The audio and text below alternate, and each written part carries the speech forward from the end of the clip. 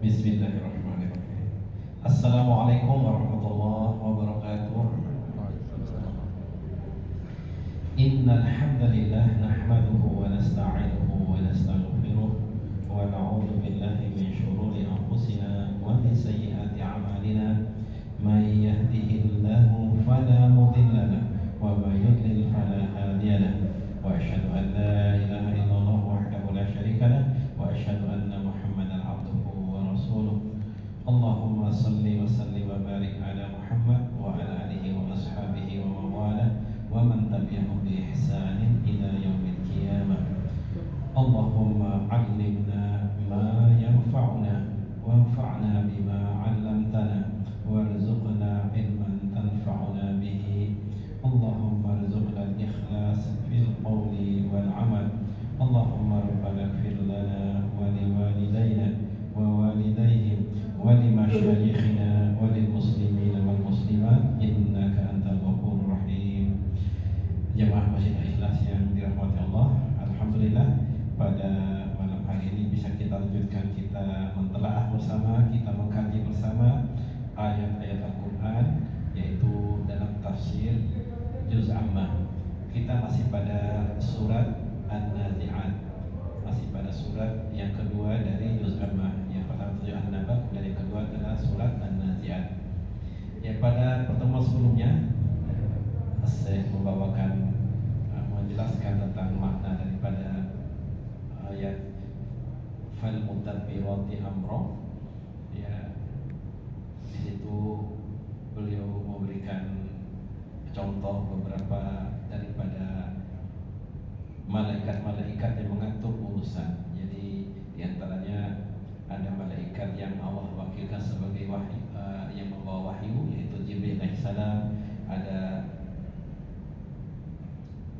malaikat Israfil yang bertugas untuk meniup trompet.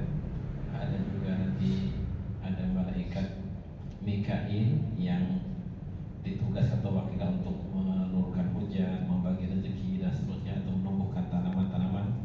Ada juga malakul maut yang ditugaskan untuk mencabut nyawa makhluk yang bernyawa. Ada juga Malik yang bertugas sebagai penjaga neraka. Ada Ridwan sebagai penjaga surga. Dan juga ada malaikat di kiri kanan kita yang bertugas mencatat semua perbuatan kita. Ya mimbab muzakarah untuk diingatkan kembali. Jadi subhanallah, ada keistimewaan yang di situ tampak rahmah dan kasih sayang Allah kepada hambanya. Jadi ashabus shimal, jadi malaikat yang berada sebelah kiri kita ini, mereka itu jika seorang hamba melakukan perbuatan dosa dan kemaksiatan tidak langsung dicatat, tetapi dia tahan dulu selama 1 saat, jadi selama 6 jam. Nah, apabila hamba itu bertaubat, beristighfar dan bertobat kepada Allah, maka tidak jadi dicatat amal perbuatan kemaksiatan atau dosa yang dilakukannya. Ya, tentunya itu bukan berarti kita memahami, jadi kita berbuat maksiat dulu kemudian kita sebelum 6 jam itu berakhir kita akan bertaubat. Bukan seperti itu maksudnya. Ada di situ pesannya rahmat kasih Allah Subhanahu wa taala kepada kita semua. Ya, jadi seperti itu. Nah, di sini dikatakan oleh Syekh, qala as-Syekh rahimahullah taala, fa hadhil awsaf kulluha awsafun lil malaika ala hasbi a'malihim. Nah, sifat-sifat ini semuanya adalah sifat-sifat para malaikat, itu sesuai dengan amal atau apa yang dikerjakan oleh para malaikat tersebut. Tentunya Allah Subhanahu wa taala bersumpah dengan seperti ini, dengan malaikat ini, karena memang mereka adalah sebaik-baiknya makhluk ciptaan Allah. Ya, dari kalangan, ya tentunya tidak dibandingkan dengan jin tentunya. Jadi sampai berkaitannya masalah adalah kekuatannya. Ya, dan juga Allah Subhanahu wa taala telah bersumpah, ya kecuali karena ketinggian dari sesuatu, kecuali dia memiliki perkara yang besar sangat agung. Imma fi dzatihi, apakah itu pada zatnya, pada penciptanya. Jadi yang kita ketahui bagaimana kekuatan para malaikat, dan juga apakah karena itu dia termasuk ayat-ayat Allah Subhanahu wa taala. Nah, kemudian setelah cerita itu semua tadi, saya membawakan ayat yang berikutnya. Yauma tarjufur radifah tatsba'uha radifah. Jadi bergetar, ya pada hari itu tuh bergoncang, bergetar. Ya di sini dikatakan ini karena ini ini ada kaitan dengan ada yang dibuang takdirnya itu. Jadi uzkur ya Muhammad. Jadi begitu ingatkanlah mereka wahai Muhammad. Wa dzakkirin nasa bihadzal yaum al-'azim, dan ingatkanlah manusia dengan hari yang sangat besar, maka itu hari kiamat itu. Ya, yauma tarjufur rajifah. Jadi maksudnya sini adalah dua tiupan itu. Tiupan yang pertama yaitu dari tiup sangkakan itu, maka matilah seluruh makhluk yang ada di muka bumi ini, di langit dan bumi ini, kecuali apa yang dikecuali Allah Subhanahu wa taala. Tidak para malaikat. Dan nanti yang paling terakhir dicabutnya adalah malakul maut. Ya, setelah malakul, jadi malaikat tadi Jibril, Mikail dan yang nanti dicabut nyawanya, maka kemudian terakhir adalah malakul maut. Ya, tentunya diwakilkan oleh Allah Subhanahu wa taala. Ya, jadi yang terakhir adalah malakul maut. Nah, kemudian di sini jemaah saya membawakan tadi, jadi seperti itu.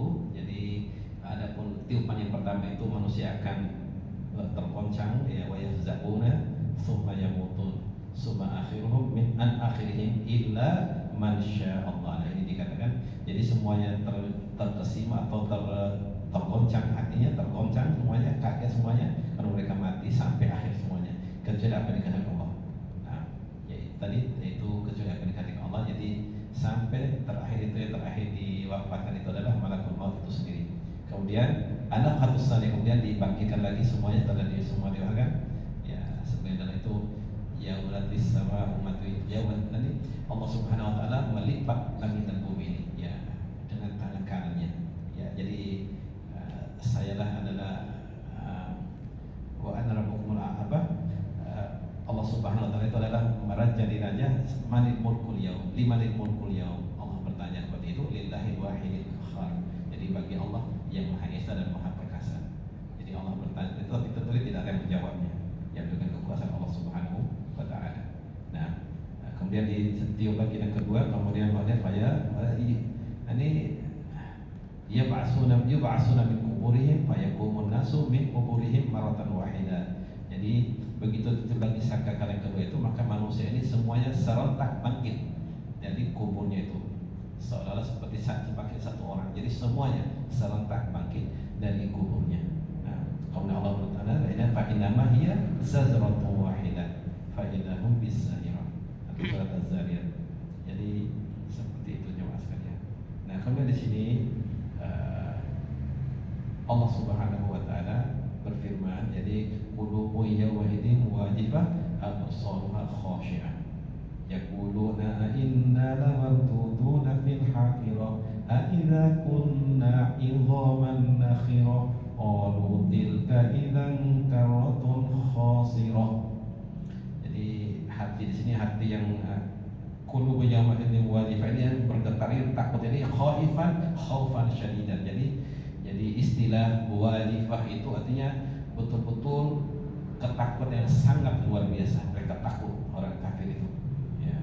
Nah, absaruha khasyi'ah. Jadi mata-mata orang kufar itu, orang kafir itu khasyi'ah. Jadi takut, jadi tunduk mereka. Ya, jadi maksud sini dikatakan yakni dzalilatun la takadu tahdiku aw tanzuru bi quwwatin walakinnahu qad ghaddat absaruhu wal iyad billah litullihim qala Allah ta'ala tarahum yuraduna ilaiha khashi'ina min adh-dhulli yatuluna min at-tarfil khafid.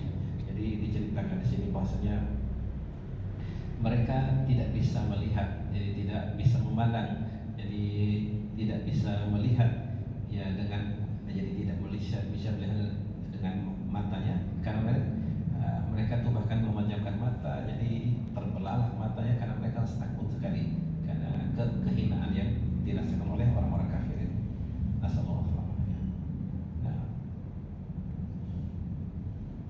Nah, di sini dikatakan qulubu yauma idzin, di sini saya mengatakan ini bisighah nakirah, jadi dengan bentuk nakirah, jadi tidak pakai alif lam, tidak al-qulubu, jadi yauma idzin, tapi qulubu yauma idzin, jadi fayaqulu yakni qulubu ala aksi, karena nanti ada hati juga yang terbalik dengan itu.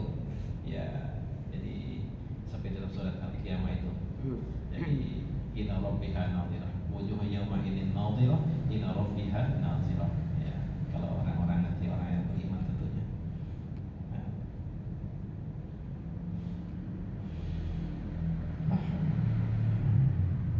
Nah, fa innama hiya zazratun wahidah fa idahum bisahirah. Jadi zazratun min Allah azza wa jalla yadziluna wa yusahu bihim fayaqumuna min quburihim qiyam rajulin wahidin. Oh, ya, sudah tadi diartikan. Nah, jadi seperti itu. Jadi dengan sekali tiupan atau tadi, maka semuanya segera bangkit dari kuburnya dan mereka seperti dibangkitkannya satu orang dari ala zahir ardi ba'da an kanu fi batniha. Setelah sebelum itu mereka berada di bawah, di dalam perut bumi itu. Kemudian Allah SWT berfirman, in kanat illa sayhatan wahidatan fa idahum jami'un ladaina muhdarun. Jadi tiupan itu in kanat illa sayhatan wahidatan, tidak itu hanya satu teriakan atau satu tiupan sekali, karena fa idahum jami'un ladaina muhdarun. Kemudian tiba-tiba mereka seluruhnya manusia ini dibangkitkan, dihadirkan di hadapan Allah Subhanahu wa taala. Ya. Jadi dengan satu kalimat atau dengan satu tiupan tadi bangkit semuanya dari kuburnya mereka dalam keadaan hidup tentunya. Diulang-ulang saya tentang arti ayat ini. Jadi wa ma amruna illa wahidah kalamhim bil basar. Jadi tidaklah perintahkan itu seperti, jadi satu kali dengan perintah Allah Subhanahu wa taala, dengan satu kali maka tiba-tiba seluruh manusia itu jadi seperti lamhim bil basar, seperti kedipan mata. Nah, kemudian dibawakan ayat berikutnya oleh saya di sini. Hal ataka hadithu Musa innadahu rabbuhu bil wadil muqaddasi tuwa idhhab ila fir'auna innahu tagha, sampai ayat fa akhadahu lanakal ladhuha inna fi dzalika la'ibratan liman yakhsha. Di sini mungkin bisa, kalau terjemahan bisa kita baca di terjemahan, kita lebih kepada di sini bagaimana menafsirkan itu dengan baik, terutama jemaah yang mimba faedah juga. Ya mudah-mudahan Allah berikan kemudahan kita semua dengan sedikit terus kita belajar, terus belajar bahasa Arab ini, karena dengan kita sedikit memahami apa yang kita baca, walaupun kita di terjemahannya, itu akan lebih menambah kekhusyuan kita. Jadi sehingga pada kita sholat itu tidak menerawang kesana kemari pikiran kita, karena kita akan tertuju mendengarkan dengan khusyuk baca imam. Ya, apalagi imam itu membaca tentunya ayat-ayat surat-surat yang dia ketahui besar dukanya sudah dihafal oleh para makmum tentunya. Karena itu juga mimbar nasihat juga tentunya, agar tentunya imam-imam itu membaca surat yang disangka atau berat perkiranya sama sudah dihafal juga oleh makmum. Ya itu memang butuh waktu lama di antara kita tentunya untuk saling memahami itu, karena harus diraih juga oleh imam itu ahwal makmum. Jadi keadaan makmum itu bagaimana, ya mungkin ada tua dan ini dan seterusnya, jadi perlu juga diraih oleh makmumnya. Tapi secara garis besar sebagaimana dalam sifat sholat Nabi itu, kalau sholat subuh itu beliau Rasulullah SAW membaca Al-Mufassal, yaitu dari surat Al-Hujurat, dari surat Qaf, surat 50 sampai ke tengah sampai situ. Ya, kemudian Isya itu ya diambil surat-surat dari juz amma, lebih banyak diambil dari juz amma sebenarnya. Ya, kalau sholat Isya, ya sholat maghrib juga bahkan lebih ringkas lagi. Supaya dijelaskan oleh para ulama, separuh dari juz amma itu untuk sholat maghrib. Ya, separuh di atas itu sholat Isya. Kalau yang untuk sholat subuh itu sholat Al-Mufassal. Jadi seperti itu. Ya, bahkan terkadang juga Rasulullah suatu ketika memperpanjang sholatnya maghrib untuk hajat tertentu, bisa jadi karena banyak baru dilihat masih banyak makmum yang belum datang, maka dibaca lama untuk bisa didapat rakaat pertama oleh para makmum dan seterusnya. Jadi dari situ tentunya fikih dari seorang imam untuk melihat keadaan makmumnya tentunya. Nah, di sini akhwan diceritakan bahwasanya Allah Subhanahu wa taala bertanya. Jadi sini summa Allah taala mubayyinan ma jara lil umami qabla Muhammadin sallallahu alaihi wasallam. Wa qala ta'ala hal ataka haditsu Musa. Di sini Allah Subhanahu wa taala menceritakan tentang kejadian di hari kiamat. Allah Subhanahu wa taala berkata, ya tentu di sini yang dikhitab adalah Rasulullah sallallahu alaihi wasallam. Jadi wal khitab fi hada, jadi fi qouli ta'ala hal ataka, yani lin Nabi sallallahu alaihi wasallam aw li kulli ma yata'atta khitabahu wa yasihu tawjihul khitab ilaihi, atau juga orang yang memang pantas untuk ditanya tentang masalah ini. Kenapa di sini jemaah ada dijelaskan oleh saya di sini tentang hendaklah kita ketahui semua bahwasanya kisah para nabi atau umat-umat sebelum Rasulullah SAW yang paling banyak kita adalah kisah tentang Nabi Musa alaihissalam. Di antara karena sebabnya adalah karena waktu itu banyak sekali di Madinah itu orang-orang Yahudi. Ya, itu di antara sebabnya. Kita ketahui jadi surat Al-Baqarah kita tentang kisah Nabi Musa, umat Nabi Musa. Ya subhanallah jemaah. Kisah tentang Nabi Musa ada 3 ya yang menjadi musuh Allah dan Rasul itu Nabi Musa alaihissalam itu dalam satu waktu. Jadi Fir'aun yang dengan kekuasaannya, ya Qarun dengan hartanya, ya dengan intelektual atau kepintaran sampai itu adalah Haman. Ya, jadi maka nanti orang-orang yang durhaka nanti akan dihukum sama Fir'aun, Haman dan Qarun. Ya, jadi seperti itu semuanya kaum Nabi Musa.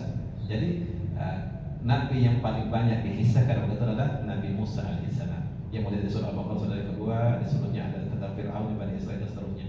Jadi yang paling banyak adalah tentang Nabi Musa. Maka di sini Allah Subhanahu wa taala bertanya kepada Rasulullah SAW, hal ataka hadisu Musa? Ya. Jadi seperti itu. Nah, ini ada sedikit faedah yang disampaikan oleh saya di sini. Jemaah sekalian, hendaklah kita ketahui dan yakini bahwasanya kisah dalam Al-Quran itu adalah asdaqul qisas, adalah kisah yang paling benar. Sebagaimana Allah berfirman, wa man asdaqu minallahi haditha, siapa yang paling benar perkataannya daripada apa yang disampaikan perkataan Allah Subhanahu wa taala. Wa dzalika litamami mutabaqatan lil wahyi, karena akan sesuai dengan kenyataan. Ya. Dan Al-Quran itu adalah sebaik-baiknya kisah. Jadi sebaiknya cerita kita bisa mengibrah. Sebagaimana dalam firman tentang kisah Nabi Yusuf alaihissalam, nahnu naqussu 'alaika ahsanal qasasi bima auhayna ilaika hadzal Qur'an. Surat Yusuf ayat yang ketiga. Sungguh kami akan mengisahkan, menceritakan kepadamu kisah yang paling baik yang dimana kami ada kepadamu, jadi dari Al-Quran ini, yaitu kisah Yusuf alaihissalam. Karena di sana kisah di antara kisah Nabi Yusuf itu karena di situ semuanya tercakup, ya ada a'la darajatil kamal fil balaghah wa jalali ma'na. Karena dalam kisah Nabi itu bagaimana sempurnanya balaghah dalam penyampaian itu juga sangat tinggi maknanya di sana. Ya. Jadi bayangkan aja dikisahkan tentang bagaimana antara seorang wanita dan laki-laki tersebut. Coba bayangkan aja Pak Jemaah bagaimana diceritakan sana. Wa ghallaqatil abwaab wa qalat haytalak. Ya, jadi seperti aja diceritakan Al-Quran. Ya tidak apa istilah dalam bahasa, kalau bahasa kita tidak vulgar gitu. Ya, tapi seperti itu.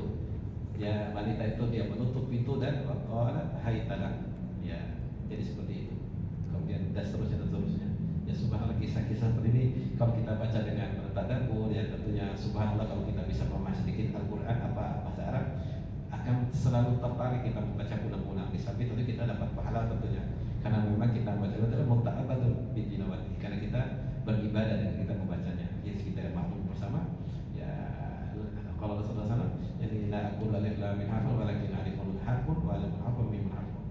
Jadi setiap huruf kita baca itu dapat pahala tentunya. Wal asru bi wal hasanatu bil asri amsalihha, jadi satu hasanah itu dilipat 10 kali kebaikannya tentunya. Nah, jadi seperti itu kenapa banyak kisah di sini. Allah SWT bertanya pada Nabi-Nya SAW, hal ataka hadithu Musa, ya. Hal ataka ayyuhal insan, atau juga dengan makna yang kedua tadi, yaitu orang yang cocok dengan cerita ini. Maksudnya dibawa kisah, ditanyakan tentang ini, yaitu hal ataka ayyuhal insan. Jadi maknanya adalah hal ataka ayyuhal insan hadithu Musa.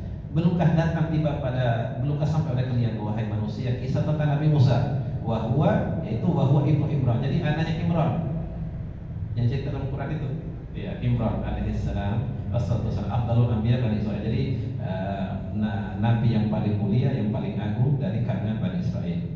Dan dia Nabi Musa adalah salah satu atau salah seorang dari 5 ulul azmi yang sebenarnya istilah ulul azmi minar rusul. Jadi ada 5 orang, ya 5 orang nabi atau rasul yang diistilahkan dengan didapat dalam ulul azmi minar rusul. Jadi yaitu bahwa Muhammad sallallahu alaihi wasallam wa Ibrahim wa Musa wa Isa wa Nuh alaihi salatu wassalam. Ya, kalau disingkat itu yang mudah kan dulu ada ingat dulu diajar guru itu jadi disingkat mimin gitu. Mimin Nuh, Isa, Muhammad, Ibrahim, Musa. Ya, disingkat gitu. Tapi kalau kita ambil urut ini itu dari saya sini beliau rahimahullah katakan dari Muhammad, kemudian Ibrahim, kemudian Musa, kemudian Isa, kemudian Nuh alaihi salam. Nah, wakil dzakara haula'i khamsah fil Qur'an fi mawdi'ain. Jadi disebutkan dalam dua tempat dalam Al-Qur'an, dalam dua ayat dalam Al-Qur'an. Jadi disebut semuanya di mana nabi ini. Yaitu sebagaimana di surat Al-Ahzab itu wa id akhadna minan nabiyyina mitsaqahum wa minka wa min Nuhin wa Ibrahim wa Musa wa Isa ibn Maryam. Jadi ingatlah tatkala kami mengambil janji dari para nabi. Jadi dan juga dari engkau. Jadi darimu wahai Muhammad, wa min Nuh wa Ibrahim wa Musa wa Isa. Ya, kemudian surat Al-Ahzab juga sini surat Al-Ahzab ayat yang ke-7. Kemudian yang kedua dalam surat Asy-Syura ayat yang ke-13 itu syara'a lakum minad dini ma wassa bihi Nuhan walladzi auhayna ilaika wa ma wassayna bihi Ibrahim wa Musa wa Isa. Jadi telah disyariatkan kepada kalian tentang din ini, agama ini sebagaimana kami telah wasiatkan kepada Nuh dan juga walladzi auhayna ilaika, jadi kepada engkau Muhammad, wa wassayna bihi Ibrahim wa Musa wa Isa. Jadi ada dua ayat yang disebut kelima langsung secara urutan seperti ini di dalam Al-Quran tentang 5 orang nabi yang bergelar ulul azmi minar rusul. Jadi wa hadis Musa alaihi salam dzakara fil Quran aktsar min ghairihi. Jadi kisah tentang Nabi Musa ini paling banyak ya, kisah tentang Nabi Musa dan kaumnya ternyata paling banyak sekali dibandingkan dengan para nabi yang lain. Nah, aktsar min ghairihi anna Musa huwa nabi Yahud. Jadi karena Nabi Musa itu adalah nabinya bangsa Yahudi, kaum Yahudi. Ya, wa hum katsirun fil Madinah wa haulaha. Jadi fi ahdi Nabi sallallahu alaihi wasallam. Jadi karena mereka ini banyak sekali berada di kota Madinah dan juga di sekitar kota Madinah. Ya. Dan pada masa Rasulullah SAW. Faqalat kisah Musa aktsar ma qassa alaina min nabiyil anbiya'i wa ashmaliha wa usaiha fi qawli hal ataka haditsu Musa. Jadi sesungguhnya kisah tentang Nabi Musa dan kaumnya ini adalah yang paling banyak dikisahkan kepada kita. Maksudnya lewat Al-Quran itu kepada Nabi Muhammad SAW dan kita sebagai umatnya ini daripada kisah para nabi sebelumnya. Dan paling lengkap dan paling luas sekali pembahasannya. Subhanallah. Nah di sini subhanallah ini balaghah Al-Quran jemaah. Jadi hal ataka haditsu Musa. Jadi di sini balaghah. Jadi ini untuk tasywiq Islami. Jadi untuk menumbuhkan rasa penasaran. Jadi ingin tahu. Jadi menumbuhkan rasa ingin tahu bagi orang yang mendengarnya. Jadi liyastami'a ila ma jara fi hadhihi kisah, agar dia betul-betul memahami, mendengarkan dengan baik-baik apa yang akan terjadi pada kisah ini. Yaitu ya inna rabbuhu bil wadil muqaddasi tuwa. Jadi tatkala Rabbnya memanggilnya di wadi atau lembah yang disucikan, yaitu di lembah tua. Nadallahu azza wa jalla nidaan sami'ahu bi sautillah azza wa jalla. Jadi di sini jemaah ya ini ada sedikit ada karena ada kaum Jahmiyah itu mengatakan itu tadi. Jadi Al-Qur'an ini adalah makhluk katanya, waliyadzubillah. Jadi bahasa itu adalah Al-Quran ini adalah kalamullah. Ya, mereka berhujjah betul dalam Al-Quran juga. Mereka orang-orang ahli juga, ahli bahasa gitu. Jadi wa kallamallahu Musa taklima. Jadi dikatakan itu kalau arti sebenarnya itu kan adalah Allah berbicara kepada Musa. Jadi tapi mereka katakan Musanya itu adalah fa'ilnya. Jadi bahkan justru itu adalah fa'ilnya. Jadi Musa itu berkata kepada Allah. Jadi kalau Musa taklima. Nah itu karena Musa itu alifun maksurah di belakang, jadi dia mabni al-fathi. Ya, bisa jadi diartikan adalah sebagai bisa diartikan sebagai fa'il, bisa sebagai maf'ul gitu. Nah, tapi waktu itu dibantah oleh para ulama juga. Tetapi bagaimana tentang ayat wa kallamahu rabbuhu?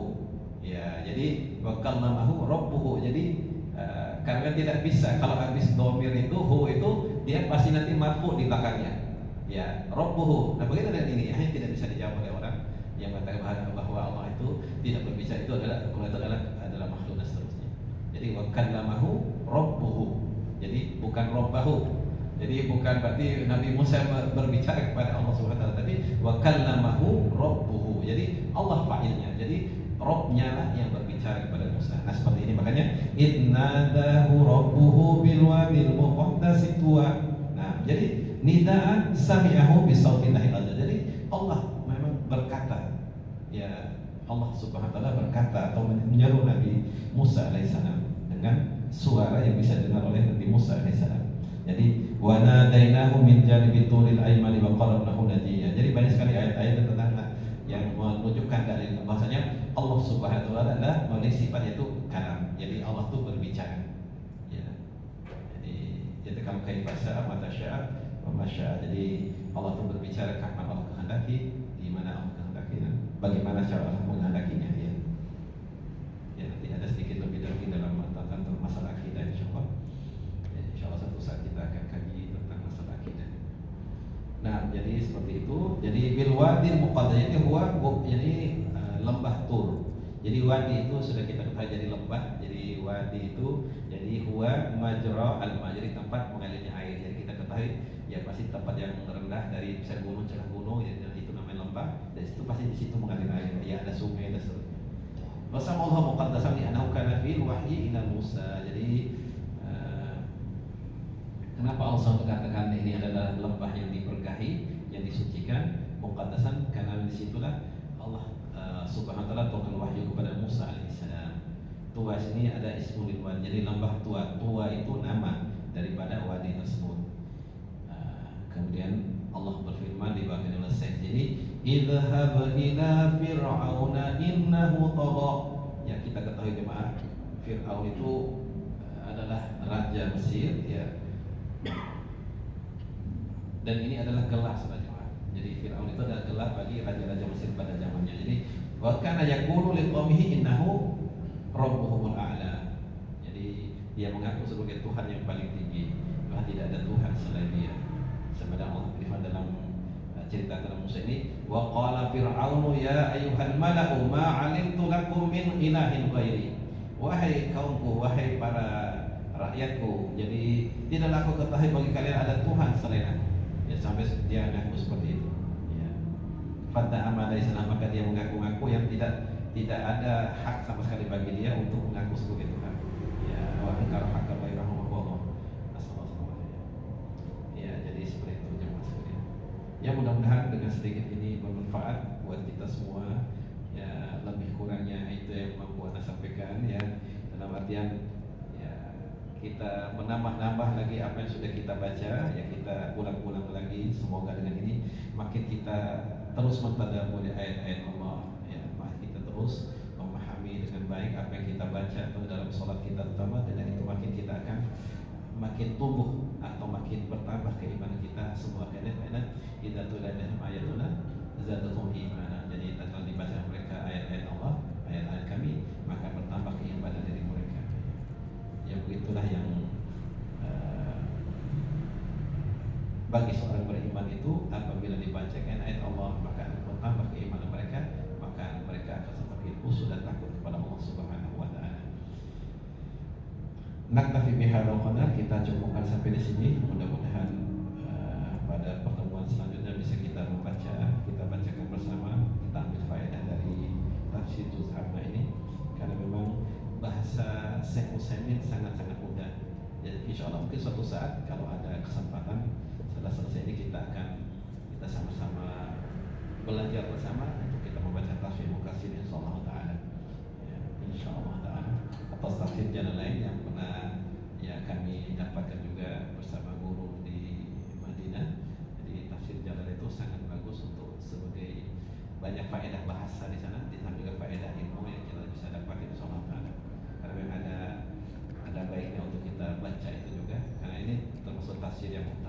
tafsir jalan lain insyaallah taala. Naktafi bihada wa nakhtatim darsana bidu'a kafaratul majlis. Allahumma qsim lana min khasyyatika ma tahulu bihi bainana wa baina ma'siyatik wa min ta'atika ma tuballighuna bihi jannatak wa min yaqini ma tuhawwilu bihi alaina masa'ibad dunya.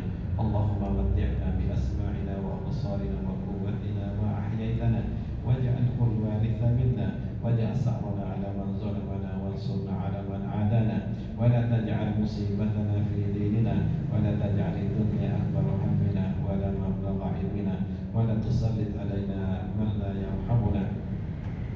Allahumma inna nas'aluka minal khairi kullihi ajilihi wa ajilihi ma 'alimna minhu wa ma lam na'lam wa na'udzu bika minasy syarri kullihi ajilihi wa ajilihi ma 'alimna minhu wa ma lam na'lam. Allahumma inna nas'aluka min khairi ma sa'alaka 'abduka wa nabiyyuka Muhammadun sallallahu alaihi wasallam wa na'udzu bika min syarri ma 'adza minhu 'abduka wa nabiyyuka Muhammadun sallallahu alaihi wasallam. Allahumma inna nas'aluka al-jannah wa ma qarraba ilaiha min qawlin aw 'amalin wa na'udzu bika minan nari wa ma qarraba